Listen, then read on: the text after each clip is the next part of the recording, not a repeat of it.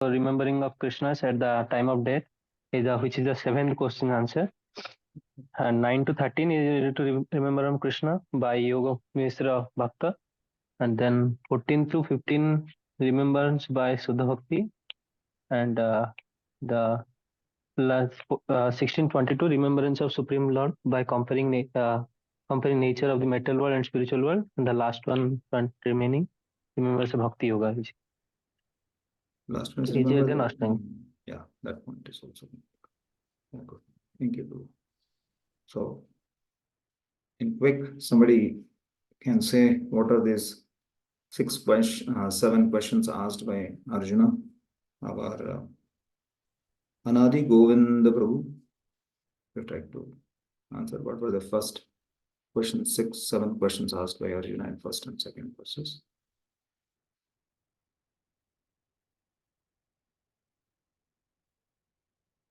I think we are not able to hear you too. Okay. Maybe Gautam Prabhu, would you like to try? Hare Krishna. Yeah. I'm audible to you. Yes. So the first question was about the Brahman. Second was about the what is self. Third is about the fruitive activities. What is second one? What is the self? What is you to the word exactly? What is that? The word is Adhyatma. Good. Okay. Adhyatma. Third is fruitive activities. What is that? Karma. Karma. Yeah. And next is Adhibhuta. Adhibhuta. And then is Adidevam. Devam. Okay. And sixth is about the Lord of Sacrifice. What is that called? Adhiyagya. And seventh is Prayanakale. How one at the time of death. Yeah. Good. Thank you. And what Krishna answers in just next 3 and 4 verses. Ashish Pujay Prabhu.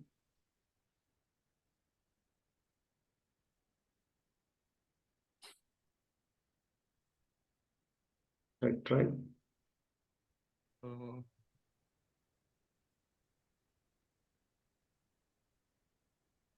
No, sorry, Prabhu. Okay, fine. Himanshu Prabhu.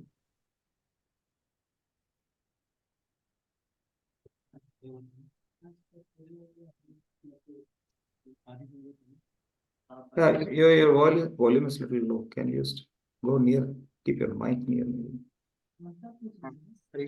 Yeah.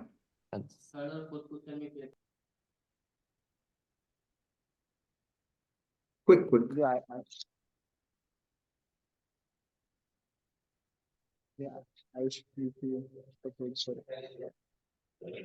So somehow your volume is not so clear. Would you like to try? Please, once again, can you speak?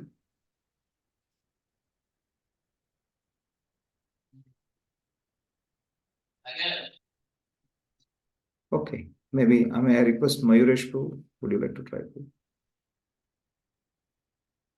Yes, Roger. Okay. Actually, Jiva is called the indestructible Lord explained. He is a Brahman. Then eternal nature is called Adhyatma. Then Dohi याद है मुझे. What? Two ही याद है मुझे, दो ही.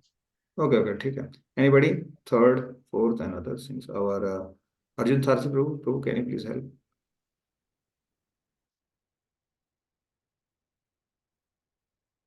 Yes, so I'll also refer and then quickly say, Prabhu. So the Akshar Brahma is the indestructible soul. Yeah. That is done. But after that, Adhyatma is this eternal nature of that soul. Exactly. What Lord is saying. Yeah. And the activities of that, the eternal soul, leads to his karmas. So that is referring to fruitive activities. In this conditioned state. In his conditioned states, correct. And then the next question was, what is Adibhuta? Is the material manifestation, Yeah. the nature around it is Yes. called Adibhuta. Yes. And then Adidaiva is anything apart from the Lord, like which includes demigods and the creation, basically, sun, moon, and everything. It includes the Lord in the sense of his universal form. In the Material universal form, yes. Yeah. Yes. And I think Yes. Adi Yeah. Yagya, the who is the enjoyer of the sacrifice? So the Lord Himself, as in the form of super soul. Yeah, as a form. Adi. And the last one is how to Prayana Kali. So Lord is saying, one who remembers me at the time of death can return back to me. Yeah, and he proceeds not only at the time of death. Yeah, third is like, yeah, correct. Only at the time of death. That's what his emphasis is. Yes. No, he has to live through it. Yeah, Tasmat Sarveshu Kaleshu 5 to 8 also. So, yes, thank you for being precise. That's it. Thank you very much. So that's how we saw that thing till yesterday, and then we had a discussion about. So before I start the class, प्रपन्नपारिजाताय तोत्रवेत्रैकपाणये ज्ञानमुद्राय कृष्णाय गीतामृतं दुहे नमः. Okay. So now we are seeing the fourth section of this, that is remembrance of Krishna by Yoga Mishra Bhakta.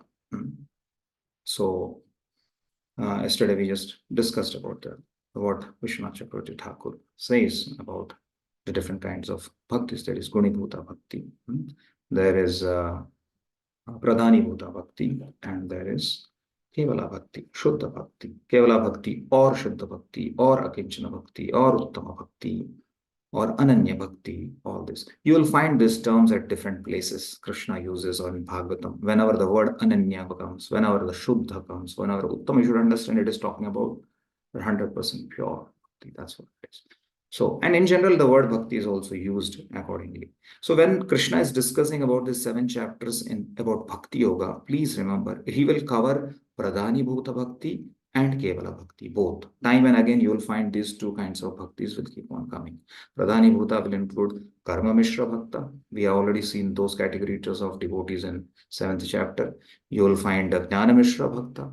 You will find what you call Yoga Mishra Bhakta. When the word Bhakta comes at the end, or Bhakti comes at the end, that is the prominent process. But there is a mixture of it. There is a mixture of karma. There is a mixture of jnana. There is a mixture of Yoga Mishra. So because Krishna has already spoken about Karma Mishra and Jnana Mishra, other name of Krishna, Karma Mishra Bhaktas is nothing but Sakama Bhaktas. Sakama Bhaktas. Like that. And other name of Jnana Mishra Bhakta is Nishkama Bhakta. Like that.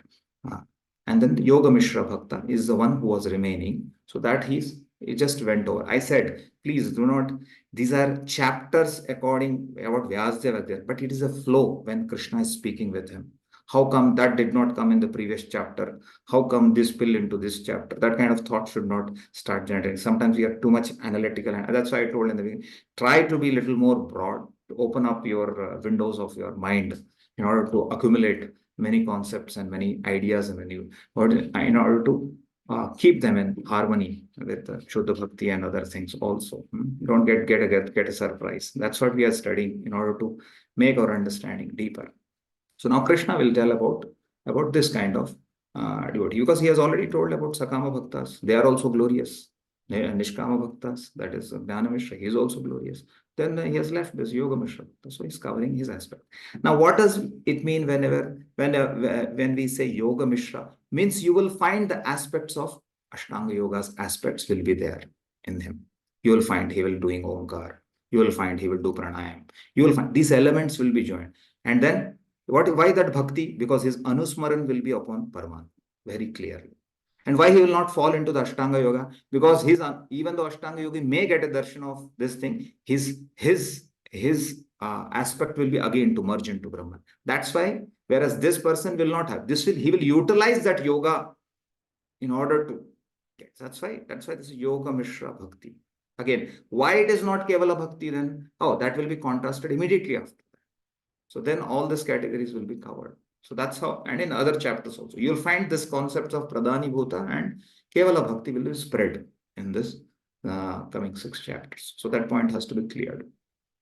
So I'm just sharing the screen.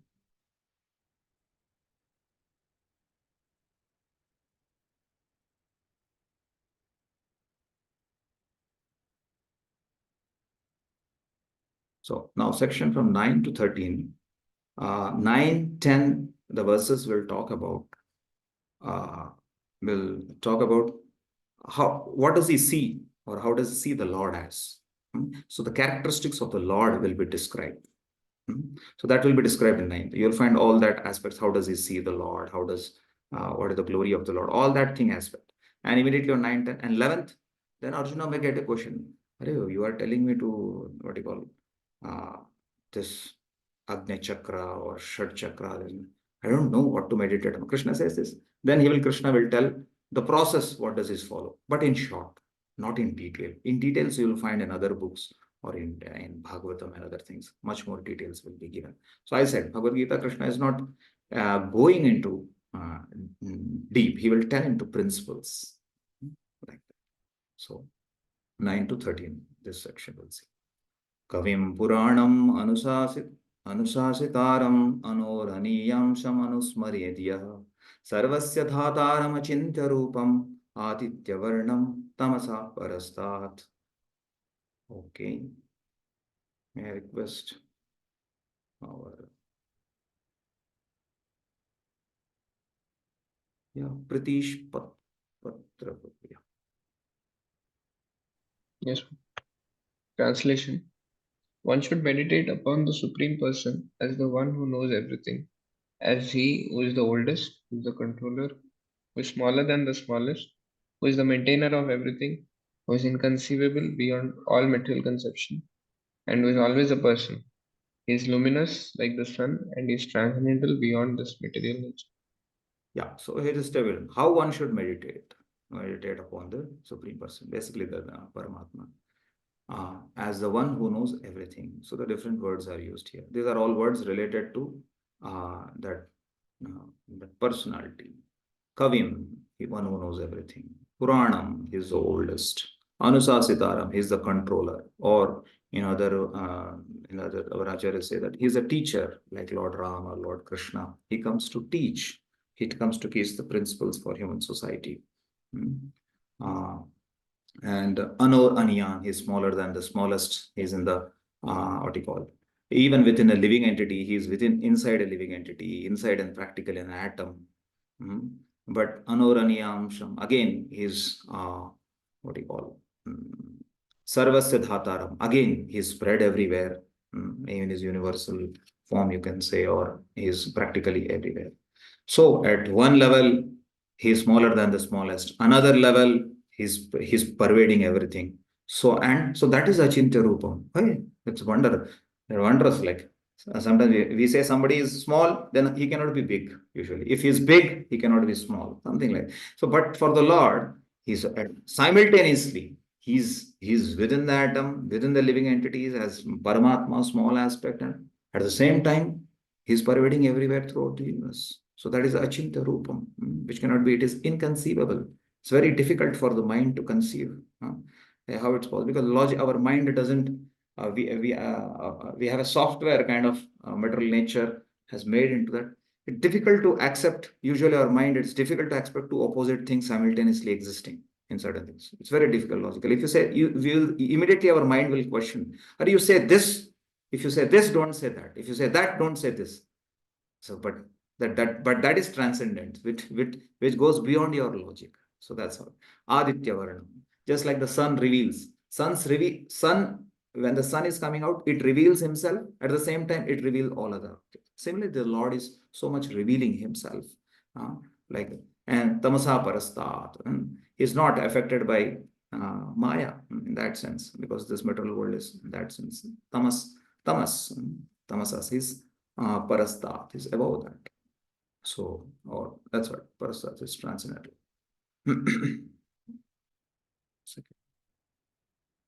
Yeah.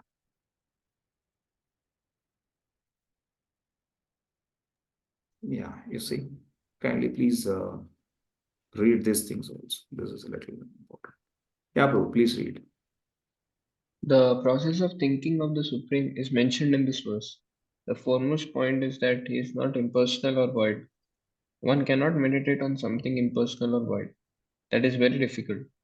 The process of thinking of Krishna, however, is very easy and is factually stated herein. First of all, the Lord is Purusha, a person. We think of the person Rama and the person Krishna. And whether one thinks of Rama or of Krishna, what he is like is described in this verse of Bhagavad Gita. Continue. The Lord is Kavi, that is, he knows past, present, and future, therefore knows everything. Yeah, one He is meaning the, of Kavi may be poet, but there can be multiple meanings also. Yes. he is the oldest personality because he is the origin of everything. Everything is born out of him. He is also the supreme controller of the universe, and he is the maintainer and instructor of humanity. He is smaller than the smallest. The living entity is 1/10,000th part of the tip of a hair, but the Lord is so inconceivably small that he enters into the heart of this particle. Therefore, he is called smaller than the smallest. As a supreme, he can enter into the atom and into the heart of the smallest and control him as the super soul. Although so small, he is still all pervading and is maintaining everything. By him, all these planetary systems are sustained. We often wonder how these big planets are floating in the air. It is stated here that the Supreme Lord, by his inconceivable energy, is sustaining all these big planets and systems of galaxies. The word Achintya, very significant in this connection. Inconceivable. Achintya means Incon- inconceivable. You should read that. Yes, is very insignificant in this connection. Insignificant? Sorry, it's very significant in this connection. God's energy is beyond our conception, beyond our thinking, beyond our thinking jurisdiction, and is therefore called inconceivable, achintya. Who can argue this point? He pervades this material world and yet is beyond it. We cannot comprehend even this material world, which is insignificant compared to the spiritual world. So, how can we comprehend what is beyond? Achintya means that which is beyond the material world, that which our argument, logic, and philosophical speculation cannot touch, that which is inconceivable. So that's what it is. This verse. So then again, 10th, next verse. So hopes these things are clear. But still, if you want to add, Achintya is like, it's very difficult as an Achintya to understand that ultimate supreme person is a cowherd boy with a flute.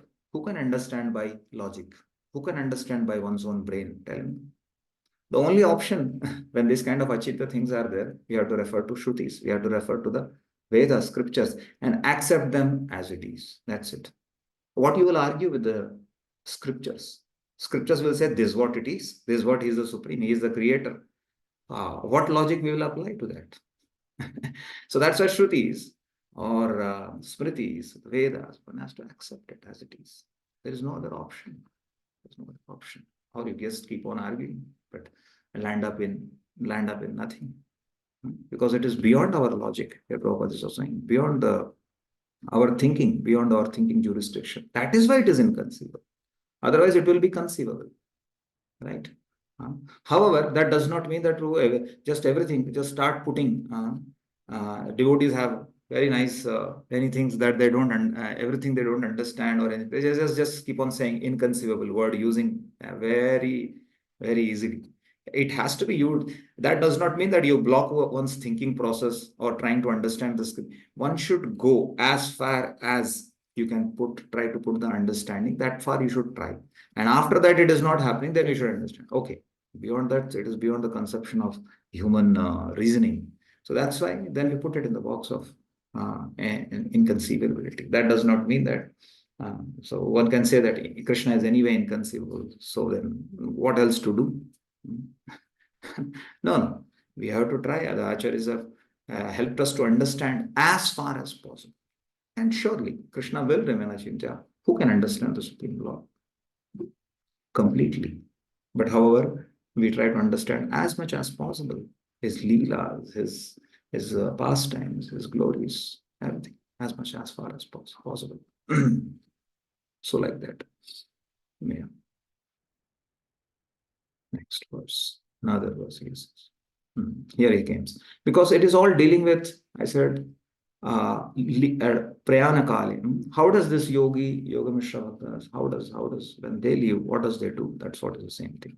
So it is talking about some more aspects. And Prayana Kale Manasachalena Bhaktya Yukta Yoga Balena Chaiva Bruhor Madhye Pranam Aveshya Samyak Satam Param Purusham Upaiti Divyam. Okay. Arajantu.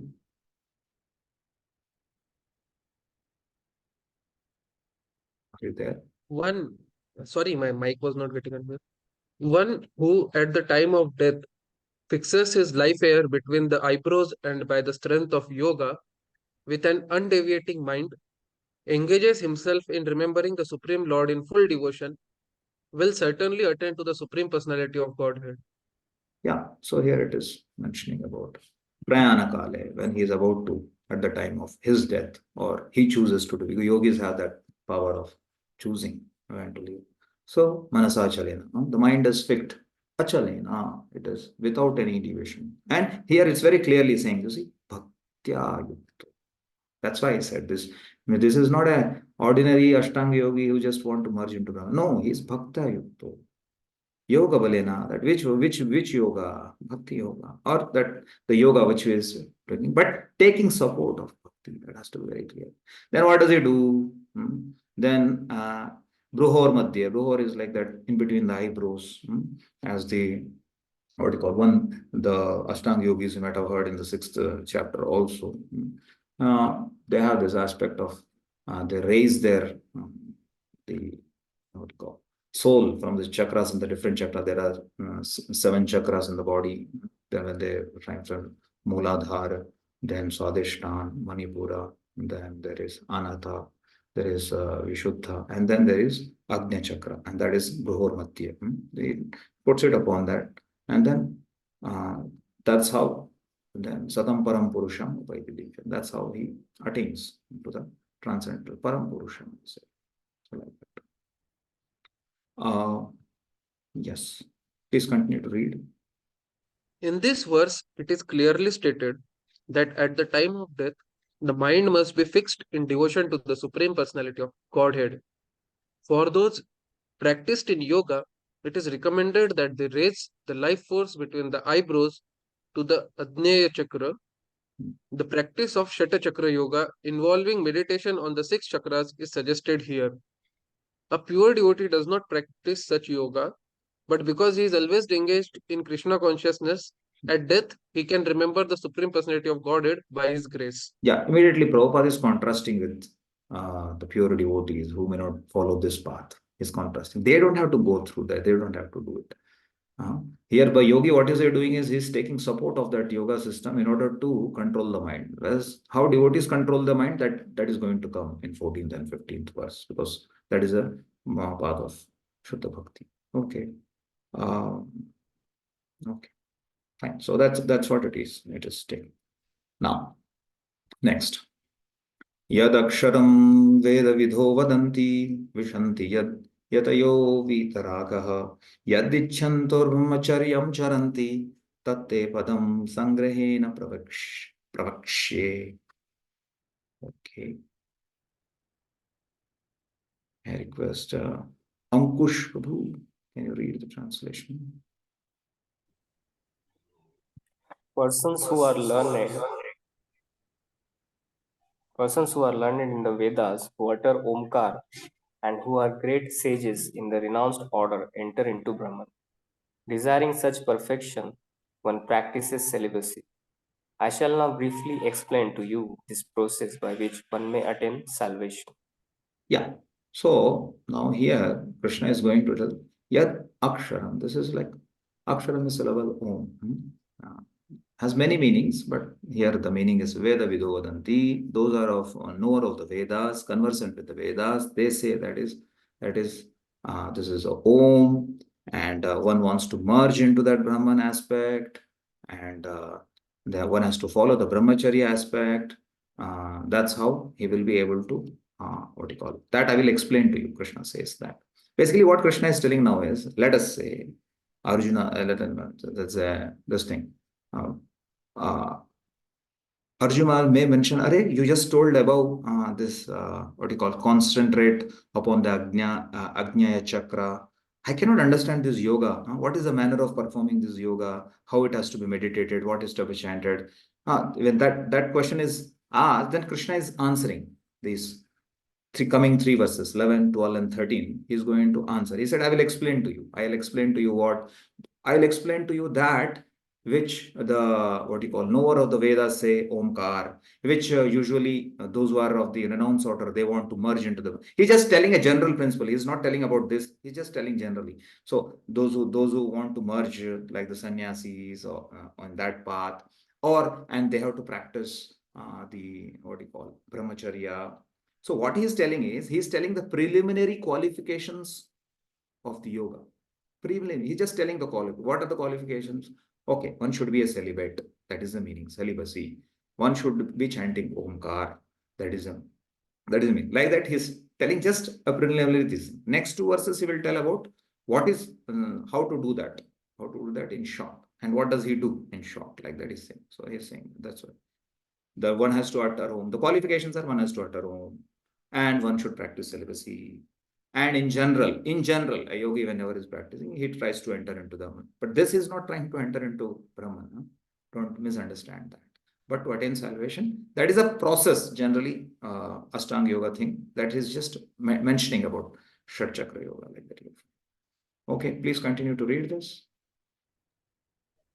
Lord Sri Krishna has recommended to Arjuna the practice of Shat Chakra Yoga, in which one places the air of life between the eyebrows, taking it for granted that Arjuna might not know how to practice Shat Chakra Yoga. The Lord explains the process in the following verses. In the following verses, means this verse 11th, 12th, and 13th. He is just saying that. Okay, just read this also. The Lord says that Brahman, although one without a second, has various manifestations and features. Especially for the impersonalist, the Akshara or Omkar, the syllable Om, is identical with Brahman. Krishna here explains the impersonal Brahman into which the renounced order of sages enter. That is in general, He's just saying in general, not that he's telling about this. Otherwise, we may get confused. Here he's saying impersonal, and Prabhu, you are saying you see the next two verses, you will understand. Where does his destination is? If destination, then Krishna would have told very clearly his destination is impersonal. No. He's just telling in general, a person, what you call, when he performing this process of Shat Chakra, in general, his aspect is to do Omkar and raise this thing and break through his Kapal and enter into Brahman. That is a one person. But yogi, there can be another yogi, which always is meditating upon Paramatma. He also raises his that, enters into the spiritual world. Quite possible. So like that. And so now Prabhupada is mentioning here with respect to brahmacharya aspect. He's just giving. Please read. This, in the Vedic system of knowledge, students from the very beginning are taught to vibrate Om and learn of the ultimate impersonal Brahman by living with the spiritual master in complete celibacy. In this way, they realize two of Brahman's features. This practice is very essential for the student's advancement in spiritual life. But at the moment, such brahmachari, unmarried celibate, life is not at all possible. The social construction of the world has changed so much that there is no possibility of one's practicing celibacy from the beginning of student life. Throughout the world, there are many institutions for different departments of knowledge, but there is no recognized institution where students can be educated in the brahmachari principles. Unless one practices celibacy, advancement in spiritual life is very difficult. Therefore, Lord Chaitanya has announced, according to the scriptural injunctions for this age of Kali, that In this age, no process of realizing the Supreme is possible except the chanting of the holy names of Lord Krishna.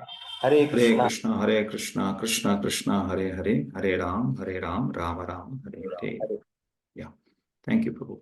So Prabhupada is pointing about because the qualifications, syllabus is important. This part. So Prabhupada is he's mentioning about brahmacharya. Yeah, all of us know that today's condition, brahmacharya has been practically as a celibate aspect has been removed in the educational system altogether. So that's why, because if this aspect is not there usually, people have tough time in either of the ashrams. To be frank with, they have tough time in the grahastha ashram and a tough time in the brahmacharya ashram. So by Prabhupada's mercy and under his followers, from wherever we at least have got to know about it, let us practice. It is best within practice, understanding the importance of it and practice. Like all of you are, many of you are from boys. So already you are given that opportunity that was not given by the outside society. That means to say, which was supposed to train that aspect. It's not taught, but at least that aspect has been very strongly, very nicely been taught, which will help to enter into either of the ashrams very nicely, because in a grahastha ashram it will help him that to have a particular sense control, utilize for the purpose it is meant for, and at the same time able to detach himself at a particular point of time by fulfilling his responsibilities. Otherwise, attachments grows in different ways. Whereas in the brahmacharya ashram, it becomes easy for him to focus on the purpose what he has joined. Otherwise, sometimes one may feel that the grass is, after coming to ashram, he feels the grass is greener on the other side. Whether I took the wrong decision, starts thinking all these things. So whatever training has been provided in our voice centers is very, one sincerely practices it, sticks to the although sometimes so many rules and regulations appears to be like torturing, rather than taking it as a challenge for the mind, taking it as for the long purpose, how it is going to help oneself. You'll understand at that moment sometimes it is too much one feels, but actually it helps in the long run. Because later to focus upon one's spiritual life becomes very easy. So we should be proud and happy that at least in my life, although which I missed all 15, 16 years or 10, 15 years, whatever, but at least I have got the opportunity now. And the power of the process of Krishna consciousness, you see, even after knowing within 1-2 years the importance of it, one starts practicing this very strongly. That's why we find we have powerful grahasthas, we have powerful brahmacharis in our society. Yeah, so that's what it is. So that education is very important to all of us. And then Prabhupada is mentioning about how it is practically removed, but still in the main process for us that will help to practice celibacy also as a byproduct, you can say, but much more the devotion to the Lord by chanting the holy names of the Lord. Next, 12th and 13th will talk about how does he do it and how does he attain it in short. Now he tells about the yogi, who Yoga Mishra Bhakta, what does he do? Sarvadvarani samyamya manohridi nirujya cha mudhni adhyatmanah pranam astito yoga dharanam.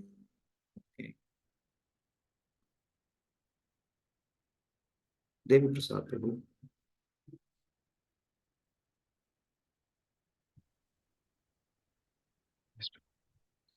The yogic situation is that the detachment from all sensual engagements, closing all doors of the senses and fixing the mind on the heart and the life air at the top of the head. One establishes himself in yoga. Yeah, so one practices this in such a way. See, Sarvadvarani means there are 9 holes in the body. So all that outlets is samyamya. He gets controlling them. Manohridi fixes his mind on the hridi. Hridi means the heart upon one, upon the Supreme Person, upon the Paramatma aspect of the Lord. So that's it.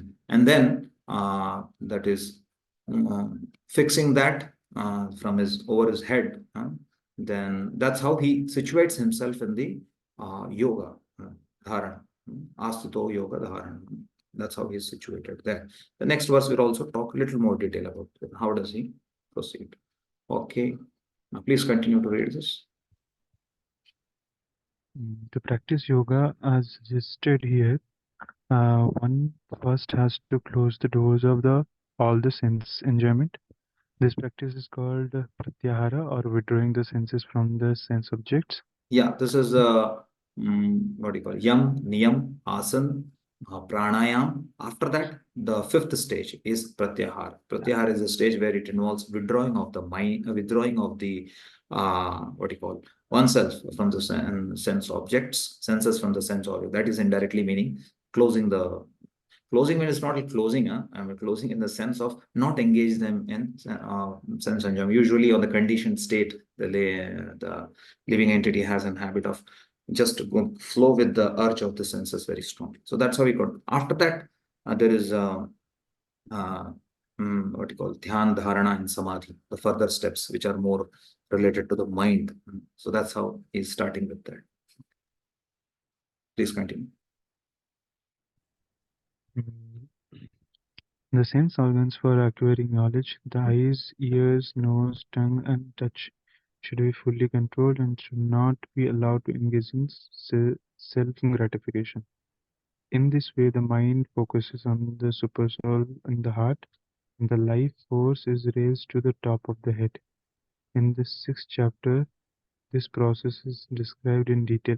Yeah, you might have all seen in the Ashtanga Yoga system. I'm sure Shukla might have taken all that aspect. Okay, so that's why here it the Prabhupada but puts because some of us may feel this is too much of a complex system. Then Prabhupada puts it immediately. Don't worry. What is that? Even if you don't understand this whole thing. Okay, what is that? Continue, please read.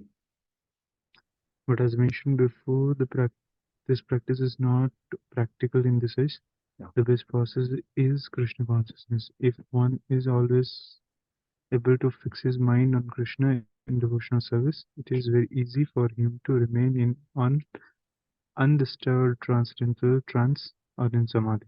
Yeah, the point is there also when Arjuna expresses saying what you call it is difficult, this, that, then Krishna accordingly answers. Similarly, here Prabhupada is saying that anyway it is not practical in this age to follow this thing. Prabhupada is bringing down right to our level. So, and some of us may also wonder, this today in this world we don't even find these karma yogis, these jnana yogis, ashtanga yogis, and on top of that, this what do you call karma mishra, gnana mishra. And so Gita seems to be talking some. See, when Krishna was speaking it 5,000 years, it's very clear that that society had these all categories of people. That's why Prabhupada's purport, I really appreciate Prabhupada's purport like anything, because all these aspects are there, but Prabhupada brings into this purports very clearly what is practical for us to do right now.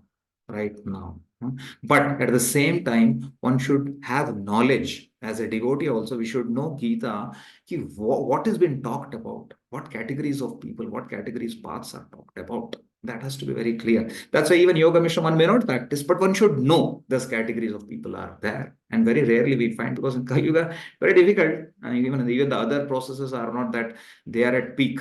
They are at, what do you call things? But at least the purest of the pure thing has been awarded to us in this dark age of Kali by Lord Chaitanya Mahaprabhu's mercy. That's why Prabhupada brings in purports you'll find again and again. Forget about it, he says it. You cannot. Ashtanga Yoga also, forget about it. Wherever it is applicable and helpful in some aspects of, for our practice of Krishna consciousness, he's take, okay, you take this aspects. Like that Prabhupada goes very beautifully. That's why if all of you are able to make it very good, you should understand what Krishna is talking, what is the link and what is the flow, what is this thing. If not, also don't worry. But that does not mean that try to remain in ignorance. No, try to avoid everything in the same. No, just chant Hare Krishna. That is very easy to say. But if you come to know, then what happens is your discrimination becomes very clear. You become, oh, Krishna is talking much more deeper. Oh, how merciful. And how Prabhupada is taking us to the essence time and again, where we are supposed to focus, not become stuck up with these other kind of processes. So that's the beauty one has to, and that's why they are Bhakti Vedanta purports. The Bhakti will be prominently seen in this purports. You'll find it very clearly. So that's the beauty. So because one way of samadhi in all this Ashtanga Yoga is 8th step is samadhi. Whereas Prabhupada is saying very clearly, we just chant the holy name. And by practicing devotional service, you will attain the same samadhi, which that person achieves after that. Of course, don't think we all know that how chanting is tough also. How our samadhi, in what samadhi we go, what is the samadhi, what is the samadhi we enter into, at least or I enter into at the time of chanting. The process has to be followed. One more verse. Om iti ekaksharam brahma Vyaharan mam anusmaram prayati tyajandeham sayati paramam gatim. Yeah, Shrikar Prabhu. After being situated in this yoga practice and vibrating the sacred syllable Om, the supreme combination of letters, if one thinks of the supreme personality of Godhead and quits his body, he will certainly reach the spiritual planets. Yeah, so Om is Ekakshara. All of us know that. Om iti Ekaksharam. Ekakshara is like, here it is written. One syllable. It is. All of us know how that word. Here it is there already. Here the symbol is there. Oh, this is what it is. One letter only. In English, you will find A, U, M, O. That does not mean that it is 3 letters. Sometimes devotees say O means how many means 3 letters, they say, because they refer to English, this thing. Originally, it is like that.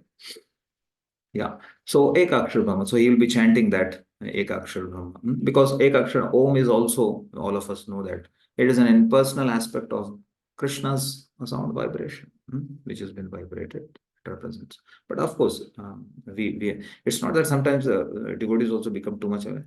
Om means come something like rejected thing kind of thing. No.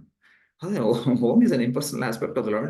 We give prominence to the personality as an aspect of Krishna, his names and all those things. So one should not have a rejection kind of mood or something. We respect it. Don't have a negative approach also towards that. Yeah, because our many of our books, many things, it starts with Om, and in Bhagavatam, many places Om is there.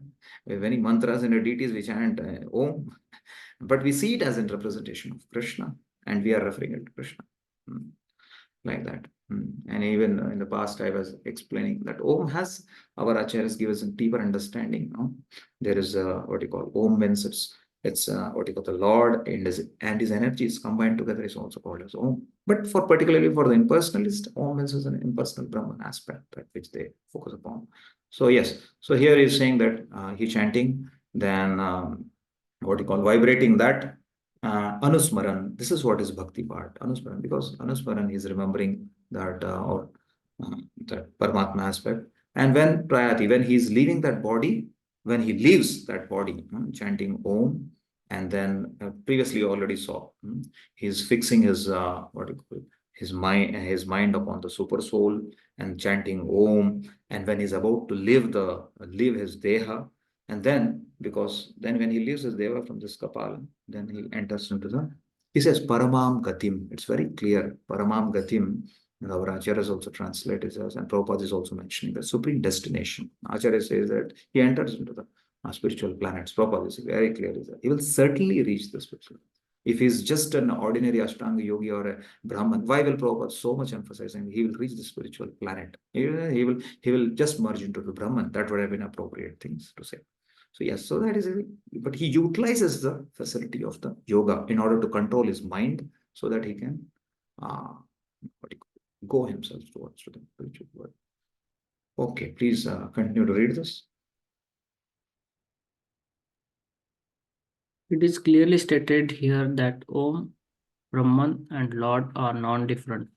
The impersonal sound of Krishna is Om, but sound Hare Krishna contains Om. See? So beautiful. Right. So Hare Krishna contains Om. So don't have hatred towards Om, or don't have something rejective attitude towards Om. Okay.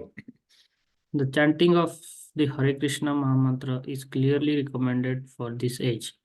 So if one quits his body at the end of life chanting Hare Krishna, Krishna Krishna, Hare Hare, Hare Ram, Ram Ram, Hare Hare, he certainly reaches one of the spiritual planets according to the mode of his practice. The devotees of Krishna enter the Krishna planet Golok Vrindavan. Usually, that's the natural, usually, those are practice of Krishna. I think long back, Arjuna Sarthi Togi was asking question, where are the devotees of Krishna? Yes, Prabhupada writes, the devotees of Krishna usually enter the Krishna planet, Golok Vrindavan. That is usual. And yes, persons who are also other numerable and known as Vaikuntha planets in the spiritual sky, various others also, whereas the impersonalists remain in the Brahmajyoti. So here completes the Yoga Mishra Bhakta. He basically he utilizes the facility of the Ashtanga Yoga, and that, but wants to completely focus on the Lord, the Paramatma aspect, and enters into the spiritual planet. Now you find the very clear contrast when you hear these next coming two verses. Remembrance of by Shuddha Bhakta, you will find clearly that, oh, that's what is making clear difference. This is Shuddha Bhakti. This is what is coming. You'll find the contrast very clear. 14th and 15th verse. Ananya cheta satata chetah satatam yomam smarati nityasaha tasyaham sulabha partha nityayuktasya yogina. Okay. Yeah, Translation. For one who always remembers me, without deviation, I am easy to obtain. O son of Pritha, because of his constant engagement in devotional service. See, this is referring to, he is not usually, he is ananya cheta. There is no other, there is no other deviation of mind in any other processes for any other goals also. The only cheta, ananya, not any anya, only the Lord. Satatam, always, always, constantly. Yo, mam, me only. Here, Krishna is saying, me only, mam, smarati, remembering me, nityasa. Again, he uses the word nityasa regularly.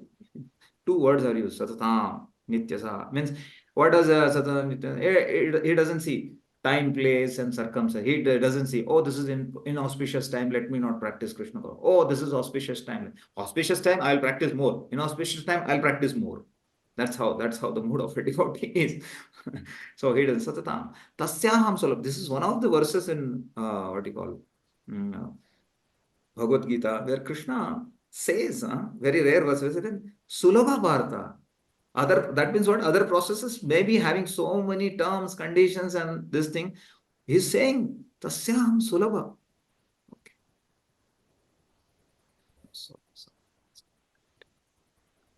So he's saying, Sulabha Bharata. Sulabha means easy.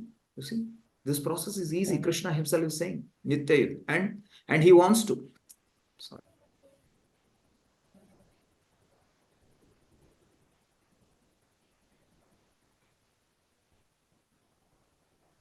Nitya Yuktasya Yogina. This Yogina is not some yogi. This yogi is devotee only, right? Because he's talking for the devotee. Nitya Yukta. And he's hoping, he's already connected in this material world and he's looking forward in future to serve the Lord. Serve the Lord continuously, wherever he is. That is the beauty. Please continue to read. Now you will find, you see. Okay.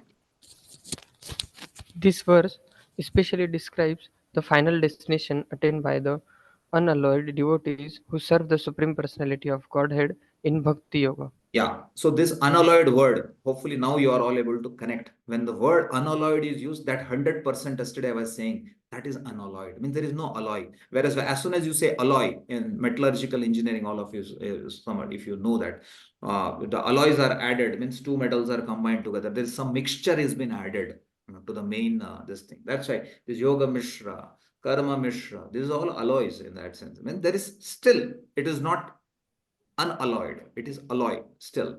So that is the meaning. Whereas, so here this verse is talking about the Shuddha, completely unalloyed, without any mixture, without anything, the pure Shuddha Bhakti.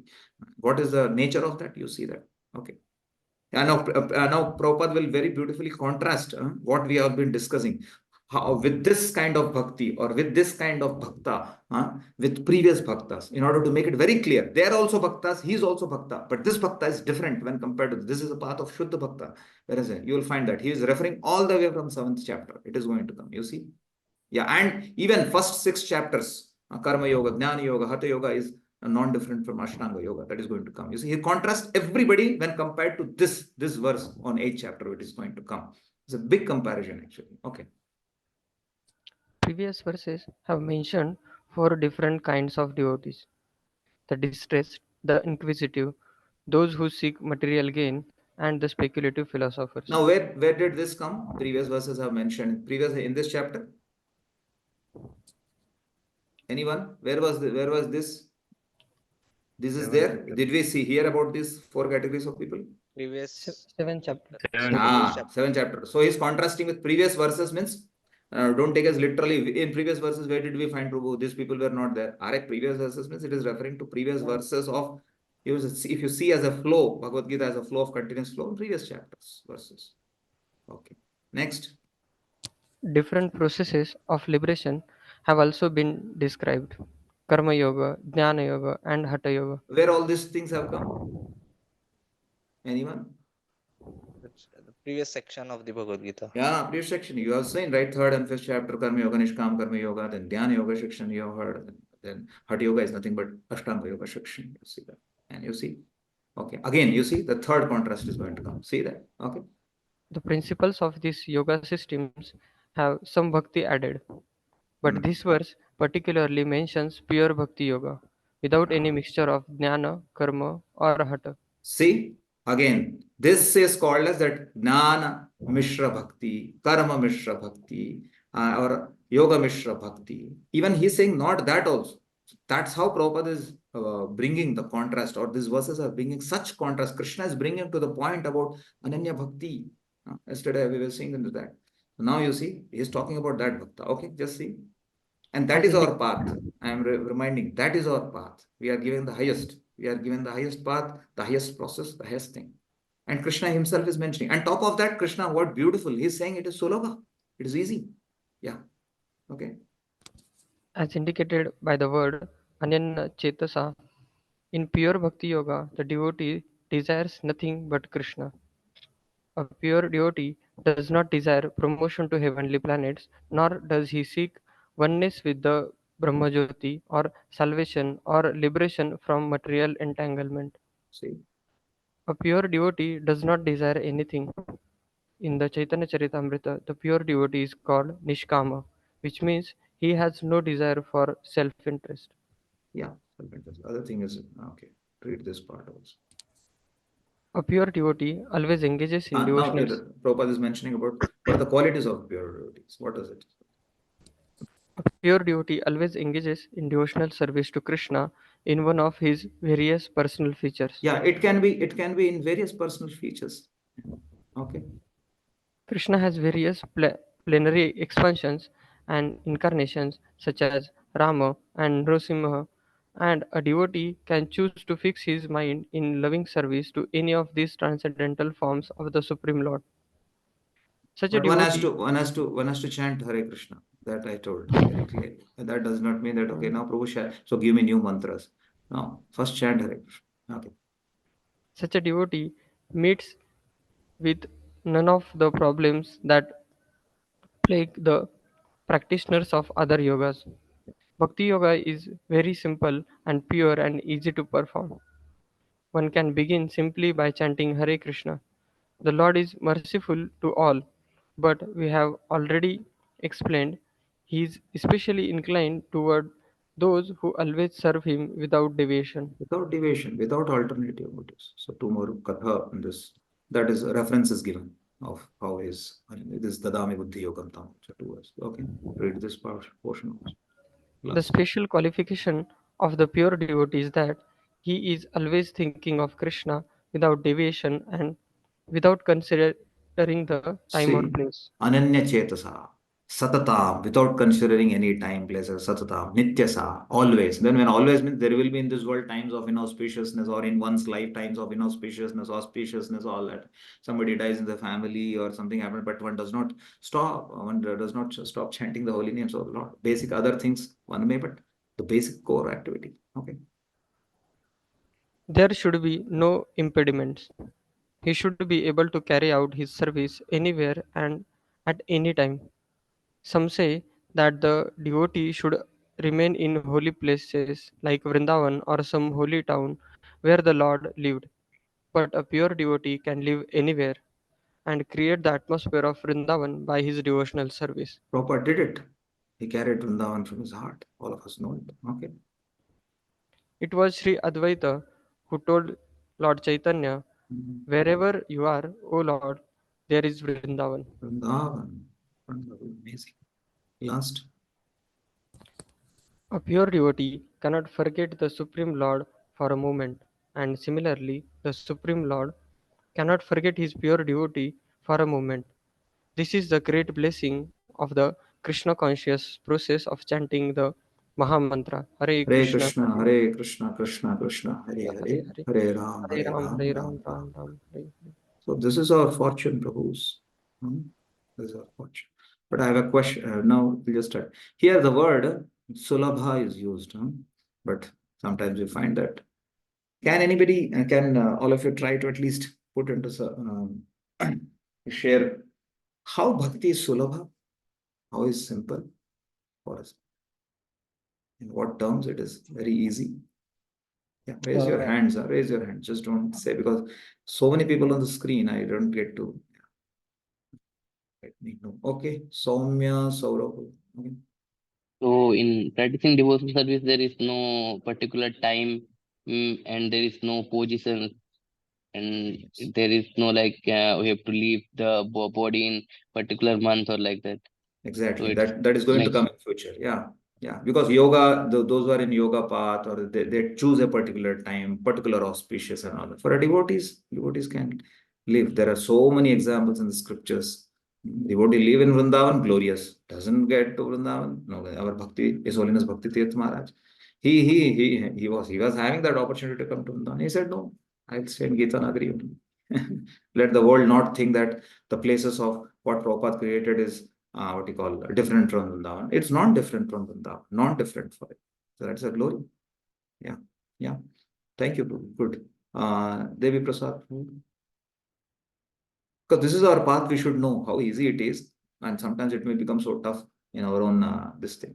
For yes, one who sometimes complex for the complex, simple for the simple. Our path is like that. Sometimes we ourselves make it very complex. Okay. Yeah. What is the beauty again? Devi Prasad.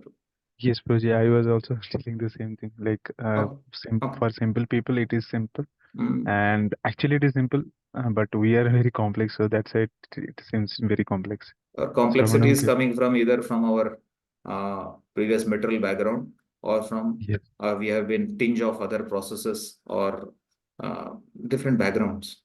That's yes, right. Okay, good. Aradhan Prabhu. Prabhuji, means and goals are same in devotional service. So that's how the Amazing. process become even easier compared to other processes. Yeah, yeah. Other processes, what is the difference? Other processes? Like for them, the goal is like, for Mm. example, if we take of Mm.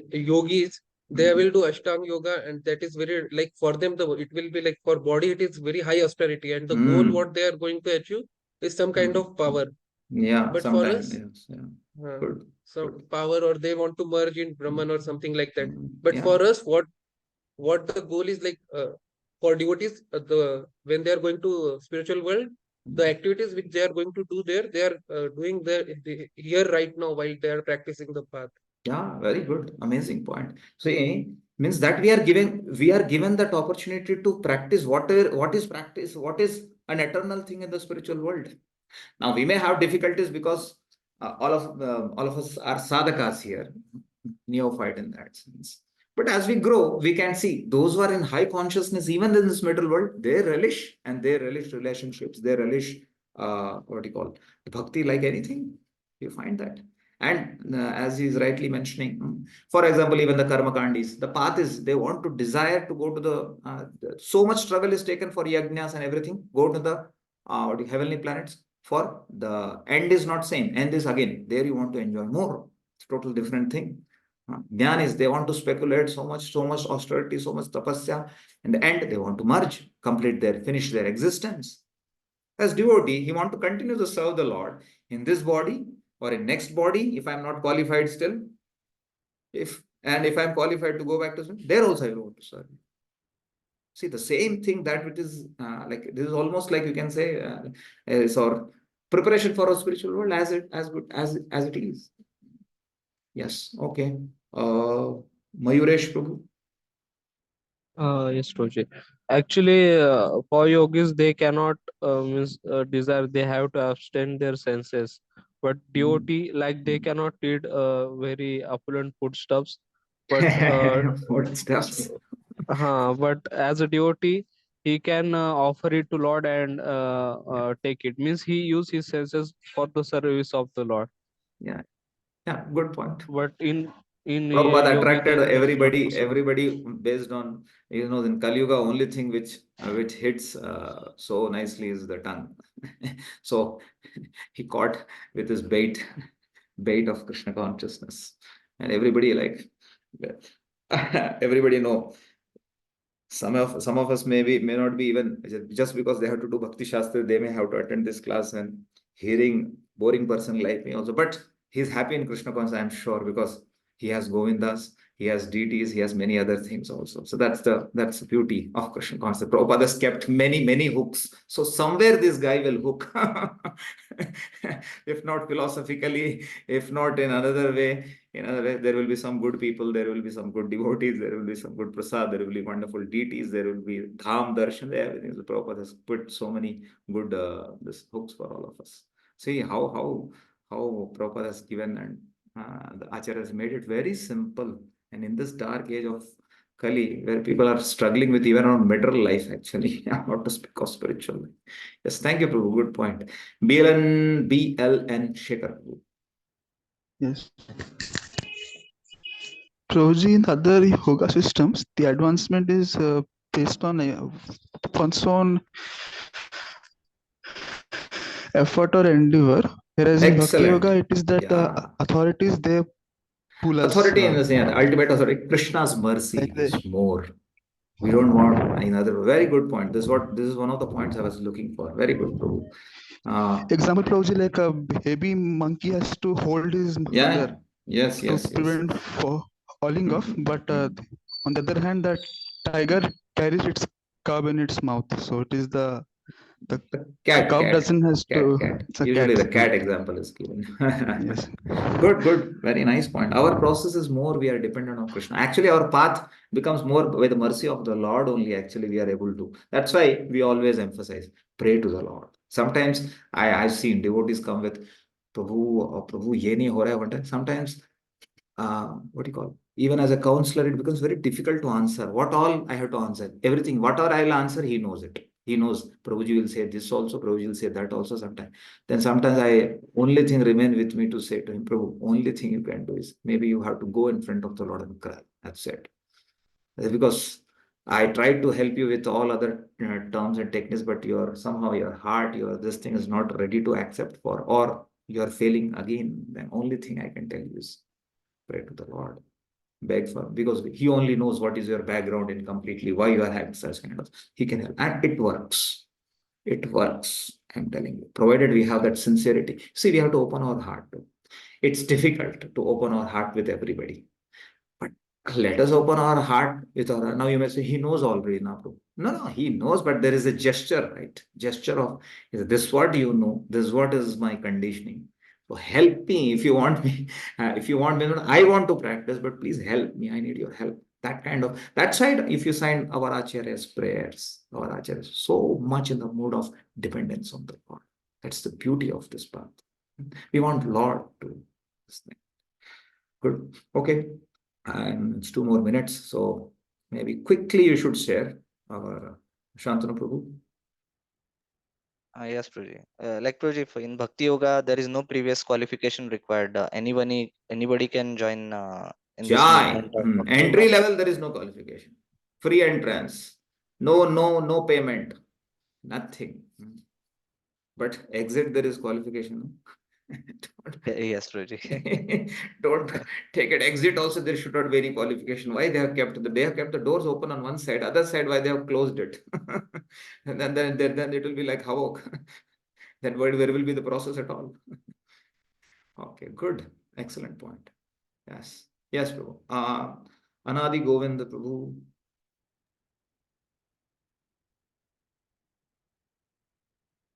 Prabhu, I think your speaker is on, your mic is on, everything is on. It appears to me So like. it's very difficult in other yoga system, like we need to go to forest, left everything and all. But yes. in Bhakti Yoga, it is very simple. Like while we do book distribution, our focus will be like depending on Krishna and praying. So that is very easy in that. Yeah, sthane sitagata, wherever you are, if you're told to practice this path, go to this place, go to there only you can practice. In this purport also we saw Prabhupada said that you can stay in holy place, well and good. If not also, any place you stay, carry Vrindavan in your heart. You can create the atmosphere of Vrindavan. You see, Prabhupada did not build temples in foreign countries initially.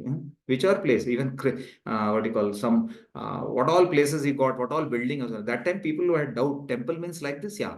Prabhupada showed the essence. Temple means it's not the building or it's not. It's what is that atmosphere there.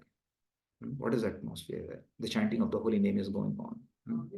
So it's not this thing. So that's what it is very, very wonderfully interesting. So all of you, I'm sure, thank you, Prabhu, for your contribution. So all of you, I'm sure you could see the contrast between the previous verses, previous sections. How does Ananya Cheta Satatam Yomam Smarati Nityasaha Tasyaham Sulabam Partha Nitya Yuktasya Yogina. Similarly, he will tell about one more verse about this where will be their destination. That thing also he will speak. That we'll try to see in the next session in next week. So I'll stop here. It's already 8:15. Thank you so much. Srila Prabhupada ki jai. Srimad Bhagavad Gita ki jai. Hare Krishna. Any questions, Prabhu? Yeah, go on. Anadi Govind, sorry, I've been reading. Ji, in the first verse today, which you took, in that it is written like soul is of size of 1 by 10,000 part, and super soul is like inside smaller than that, and inside it something like that is mentioned. So, but we have seen like there is 2 birds in the same tree. Like they're separate entity we have seen. So how to like understand it? Okay. Here it is written the living entity is 1/10,000 part of the tip of air, but the Lord is so inconceivable, small that he enters into the heart of this particle. Yeah, that's what Prabhupada is writing there. Therefore, he is smaller than the smallest. Yeah, good. I was also thinking of that. But maybe I have to check, come back to you on that if required. But you see, consciousness-wise, yes, he's there in the heart of living entity, right? Even though like he's a living entity, but his consciousness is what? Empty. The Lord is there. You're getting? Where are you? Are you there? He quit. Maybe I said I will check back. I think he so quick to quit. No, he's there. Is there? Where is he? I didn't find. I'm not able to see him. Okay, you are there. You are able to hear me? Okay, because you are switched. Suddenly, sorry, I am on the screen. I couldn't see. So that's what true. Yeah. Because yes, now what you said now, already as an entity individually, if you see again inside it like that, but consciously, if you see from consciousness point of view, the living entity is conscious of what? Consciousness of the supreme, the supreme Lord within his heart, right? So that is the only thing I could sense and refer to. But it is literally again in the soul of a living, because soul itself is like You are the part and parcel of Krishna. Again, inside that, in the sense, means he's inconceivably present inside in his consciousness. That's what I can relate to. Maybe I'll check whether it is literally that or Prabhupada is referring to the frame of reference that's how it is the consciousness of it. Because in the spiritual world also, the reference is that. Is it okay? Yes, Prabhuji. That's what I can reach, that far I can reach to the understanding. Any more questions? Okay. Yeah. Arjun Sarthi. Yes, Prabhuji. Here, I mean, I heard all these points, and I think they're all valid also, where we say like the devotional service is actually sulabha in terms of like recruitment. Nobody needs a qualification to get into. Anybody can start performing devotional service, whereas for the other parts, you need some qualification to start with that. The other one was where the advancement of such a sadhaka is actually not only on his own accord, but there is a mercy factor also involved. But isn't it, I mean, where exactly this sulabha is referring to? Is it to the process that we actually practice? Because, so when one gets into a process, it's easy. But if you look at the deeper aspects of the devotional service, there are a lot of regulations, a lot of subtler aspects to it, right? Like how, if we look at these, six Goswamis or the very advanced devotees, their lives are actually far more stricter than even the yogis also. So in that aspect, I mean, we would say which part this sulabha is actually referring to.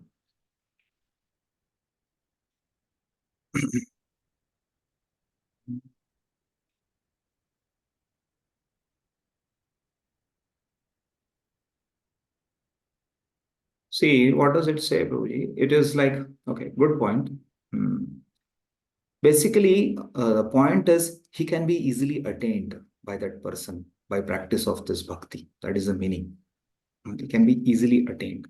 Now, attainment, like we say, now once one comes to Krishna consciousness, his eternal connection with Krishna has started. So from that point of view, you see, now when he will attain, Prabhu, there will be the kind of practice that is from the individual side also, right? So then it will become like you say that Sulabha and everything. Krishna has made it so Sulabha that anybody comes in touch. Afterwards, it's an individual endeavor. That's why we say always it's both. Like this devotee gave the example of what you call a cat having, this is examples of the Sri Sampradaya Acharyas. There is Tankala and Vadakala. This one Acharyas, they give that it's only the complete mercy of the Lord. We don't have, like the cat taking the kitten. Whereas the other Vadakala, they say that, no, it's an endeavor of like the monkey, the baby monkey catching the Lord. I mean, catching his mother. So it is like that. We have to also endeavor to catch it. But our Acharya so beautifully explained that it is both. It is both. So our Acharyas give an example of what you call a person in the well. Person in the well, the mercy has been given. The Lord also pulls the thread from above. But the living entity is also have to endeavor in order to at least sit in the bucket. In that tub. See, so our Acharyas reconcile it very beautifully, saying that, what do you call? That is called as Kuparajju Nyay. He says that the analogy of, he says that Kupa means he is falling in the well. But if you say that, the Lord is ready to pull from outside, you have to sit. But you say, no, you only put me inside this also. It will be too much. Then where will be the enter of the living entity? And when he's pulling, you are trying to fall, you are jumping out of the bucket. Jumping out of the bucket. See, then what do you expect? More sulabha than this? Are you getting the point, Prabhu? Yeah. So that's why when Krishna is saying that it is sulabha, and is it not true? You see, when compared to other paths, Krishna is not making the entry very sulabha, and you practice the part. Of course, we are not saying like, and where is the examples of our acharyas? Krishna is even in Bhagavatam, extreme examples is showing. The Krishna is showing that level. Even though my devotee can do it, but how much they like And how, because of they like me so much, they want to attain me, their intensity on the bodily platform, other things also so go high. But one accordingly now should I do like what do you call Goswamis? Because no, I cannot do artificially, right? If I do, I will die. Simply, Prabhupada said also, if you just imitate the Goswamis, but as our intensity, as our this thing increases slowly, getting the point. Yeah. So that's why in our Krishna consciousness also, we are not supposed to be too much what do you call, say that why I'm not able to see Krishna, why I'm not, wait. There's that why that line is there. Then what is the Utsaha Nishchaya Dhairya? That is also there. And Goswamis on a, you see, naturally they will be of that level, because on the background, if you see, they are eternal associates of the Lord who have come here. Are we? So we have to understand, and they are Nitya Siddha always. They have come for the past and say that thing also we have to recognize. But anybody on a conditioned state, he's given the practice. The acharyas make it. The path is sulabha and Krishna is easy to attain. They basically, the whole point is coming to this point also. For other processes, see, can he experience Brahman right at the beginning stage? Can anybody experience heavenly planet right now? You tell me. Can anybody experience the other paths also? It takes the means to reach his end in order to attain. But can't you experience Krishna right now also? In some way to your surrender, you tell me. So is it not sulabha?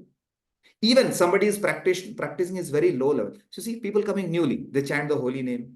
They take Krishna's prasad saying that, yeah, this food is totally different. They are experiencing Krishna. Now, they may not be knowing completely about Krishna, but are they not experiencing? So in that sense, is not Krishna sulabha in that sense? After that, but there is a path also given to all of us by our acharyas in order to remain on that path steadily and continue.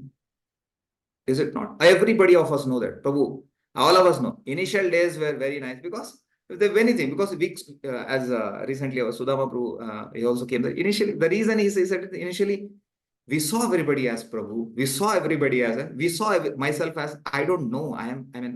You see, you're getting the point. So it was very easy to accept. And Krishna initially, he gives drops of, somebody comes, hears the holy name, just singing and become impressed. Seeing the dealings of the devotees became impressed. Where is this? These are all manifestations. Yes, Krishna directly may not come, but he's making that path sulabha. That's why people, how did, if it not been sulabha, you tell me, how is that Prabhupada could get even the people from degraded backgrounds so easily?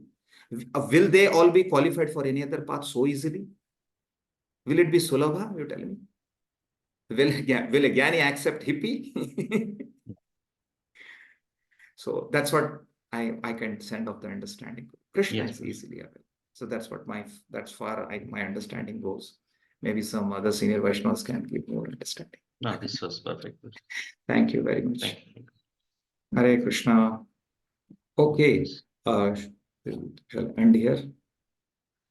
Thank you very much. Srila Prabhupada ki jai, Srimad Bhagavad Gita ki jai.